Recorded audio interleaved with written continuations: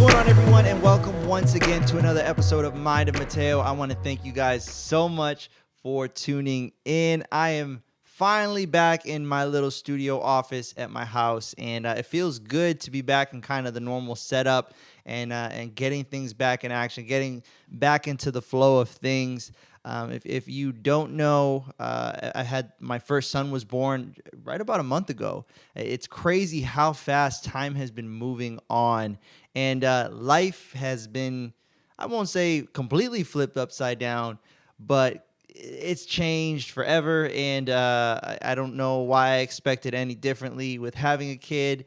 It just happened, and well, the kid didn't just happen, but the scheduling has just happened, and trying to figure out and piece together everything.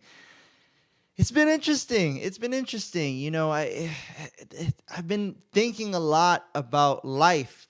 2 a.m. with my son when I'm feeding him a bottle, and looking back at the whole week. I had a really great lunch meeting with a good friend of mine this last week, and got to have some really stimulating conversation. It was really awesome, really fun. I enjoyed it. I love when I get to take some time away and spend some time with friends and talk with them. And they're just doing a lot of things. I love it. It's so good to see people winning. I love it. He's doing great. He has a successful business that he's building, and I love it. But I had a good talk with him, and it made me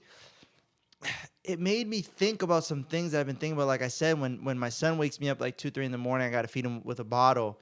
I've just been thinking about this last year and a half. I think it's about a year and a half, 2 years that I've been doing this whole MSP. Started an MSP business, which is a managed service provider. It's just a fancy term for I do IT services, and it's been interesting. It's been interesting thinking about this last year and a half, 2 years. I remember being scared out of my mind to start this business, and now it feels like it's something that I've been doing my whole life.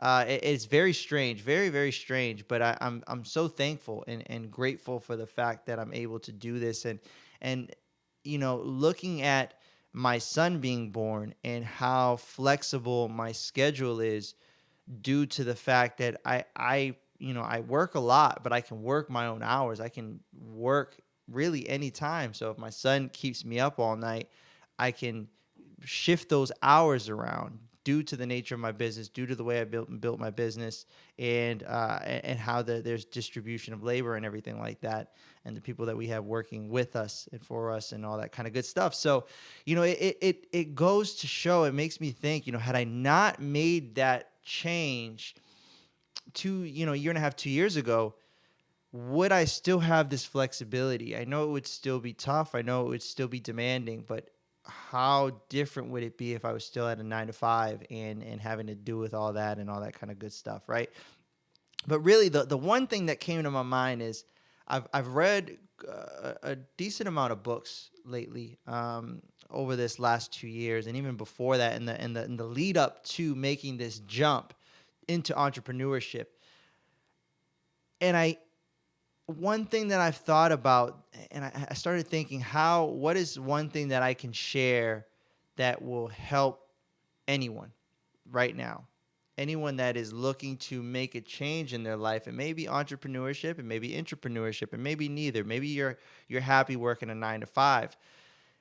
That's fine. There's no, I guess there isn't a right or wrong in my mind. It has nothing to do with that. But the one thing that I've learned for certain, is you need to take action.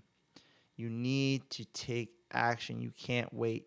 I had this conversation, and the one thing I think that my son's birth has done more than anything, and I love him to death. I love him completely. He's become a bright spot in my life, and me and my wife, we catch ourselves staring at him quite often while he's sleeping, and even when he's awake, he just kind of stares into your soul with those big, beautiful eyes. But the one thing that I've been thinking about is you need to take action, and my son's birth has shown me that even before he was born, I thought I was busy. And I was, quite honestly, I push forward a lot. I do a lot of things to grow the business, and to learn, and to look for other opportunities and all this kind of stuff. And then when he was born, I just felt an even greater sense of urgency, and the way that I viewed my time and experience time completely changed. And I was now shown how much time I had available to me when he wasn't born, even through the whole pregnancy. When my wife was pregnant, and I was helping her with that. We were going through that process. It just went it just hit me how I thought I was moving, I thought I was shaking, I thought I was doing all that kind of stuff, and I very well may have been, but there was still so much inefficiency and so much time that I had on my hand, that now that my son is here, he encapsulates. Yeah, that's the word. He takes up that time, and I've noticed how it's been a tightening on my time. There's more of a demand for me to be efficient. Be efficient in my time, and not just kind of dilly-dally and do all these kind of different things. You know what I mean? So all that to say, take action. And I want to give I think this is very helpful, what I'm about to say. But I'm very thankful for everyone that I've read books from, and everyone I've been learning from, as far as like Robin Sharma and Patrick Bet David, Lewis Howes, Tom Bilyeu, all these people, all these great men, and even there's some women that I've been listening to. There's a lot of great knowledge and information, and there are a lot of different, I don't want to call them techniques, but different things that you can do. And I want to tell you, they at least from my opinion, it all really doesn't matter. It doesn't. They're all vehicles to get you someplace, but it's not about this new biohack, or this new routine, or do something this way or do something that way. They can help. They're a vehicle. They'll push you in the right direction. It's great to learn about them and do them, but at the end of the day, what it's going to come down to is discipline and consistency and taking action.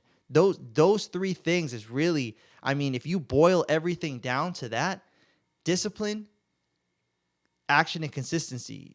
Put them whatever direction, whatever order you want. But that's really what it comes down to. And you can take cold showers. You can wake up at 5 a.m. You can wake up at 9 a.m. Whatever it is, right? You could be a early. What I mean by that is you could be an early bird. You can be a night owl. It really doesn't matter, in my opinion, at least. That's what I'm learning. I spent so much time, and I'm trying to wake up early, and still I do wake up early. I've learned to really enjoy it and like it. I like how quiet it is in the morning, but it's not the end of the world if I don't do it, and I can still accomplish what I need to accomplish, and I can still do what I need to do. And the same thing with journaling, with all these other things. They're tools, is I guess what I'm trying to tell you. Don't get so caught up trying to find the latest tool. I think that's kind of one of the things that I'm noticing about the self-help, motivational, this kind of sphere, this plane is I'm very thankful, and I'm not saying anything negative about any of it whatsoever. I think it has a place. But what I want to hopefully connect with you on is, don't let it be an excuse why you think you can't. Does that make sense? Because the truth is, it comes down to discipline, consistency, and action. If you have those three core things, right? Those three core things, discipline, consistency, and action, it's going to bring you ahead and so far in life, and whatever it is that you want to accomplish. And so I hope that this speaks to whoever needs to hear it. One thing that happened from this conversation that I had with my friend was, I was really thinking about it, and how there are consumers and there are creators, and there are people who dally in both. And they kind of cross over. And I've noticed, at least in my life, in my personal life, the times that I felt most fulfilled is when I've been a creator. The times when I feel the most anxious or the most unsettled is when I'm consuming. And what do I mean by that? Even if you mean well, even if you are you're seeking knowledge, right? If you get too caught up consuming and not creating, it's not going to do you good. There's a time and a place for both. You want to consume, but then you want to immediately put that thing into action. Discipline, consistency, action, right? That's what you want to do.